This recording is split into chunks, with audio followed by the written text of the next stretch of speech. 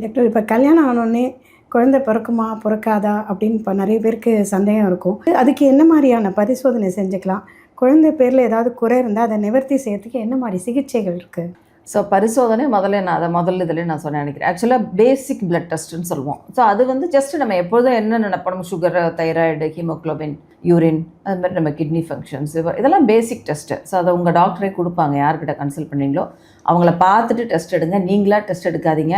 நிறைய நேரங்களில் நம்மளா டெஸ்ட் எடுக்கும்போது அது பெரிய பெரிய கன்ஃபியூஷன்ஸை கொண்டு வரதை பார்த்துருக்கேன்னா. ஏன்னா நீங்கள் நீங்களாக போகிறீங்கன்னா லேபில் என்ன சொல்லுவாங்கன்னா, ஒரு பேக்கேஜ் இருக்குது, அது நீங்கள் நார்மலாக எடுக்கிற டெஸ்ட்டை விட இதை வந்து கம்மி ரூபா அப்படின்வாங்க. நிறைய பேர் அதை தான் எடுப்பாங்க. அதில் பார்த்திங்கன்னா நிறைய டெஸ்ட் இருக்கும், அதெல்லாம் நமக்கு தேவையே கிடையாது. ஸோ எப்பயுமே லேப் டெஸ்ட்டை பொறுத்தவரை நான் என்ன நினைப்பேன் அப்படின்னா, என்ன நமக்கு தேவையோ அது மட்டும்தான் செய்யணும். எல்லா டெஸ்ட்டும் ஃப்ரீயாக இருக்குன்றதுக்காக செய்யக்கூடாது. ஃப்ரீயாக இருக்குது, ஒரு பாத்திரத்துக்கு இன்னொரு பாத்திரம் ஃப்ரீயாக கொடுக்குறாங்க, வாங்கிக்கலாம். ஒரு புடவைக்கு கர்ச்சீஃப் ஃப்ரீயாக கொடுக்குறாங்க, வாங்கிக்கலாம். ஆனால் மருத்துவம் மட்டும் அப்படி கிடையாது. எது தேவையோ அது மட்டும்தான் செய்யணும். அது ஃப்ரீயாக கொடுத்தாலும் நமக்கு அது தேவையில்லை. இந்த மனப்பான்மையை நம்ம எல்லாருமே வந்து ஆக்சுவலாக கொண்டு வரணும்.